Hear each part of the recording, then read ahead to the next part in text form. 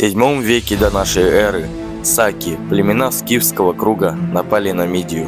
В 520 году до нашей эры Дарий I собрал 700 тысяч воинов, чтобы покорить саков и ослабить их союзников. Среди сакских племен не было единой власти. Ширак, сын вождя Скунхи, жил мирно, пока его племя не подверглось нападению. Жена Ширака погибла, и он поклялся отомстить предателям и персам за ее смерть. Ширак предложил заманить персов в пустыню, где они погибнут от жажды. Он сказал: «Так не лучше ли умереть так, чтобы о тебе помнили далекие поколения?» Он попросил лишь позаботиться о его детях. Ширак изрезал свое лицо и отправился к персам, убедив их, что хочет мести. Он завел их в пустыню, где многие погибли.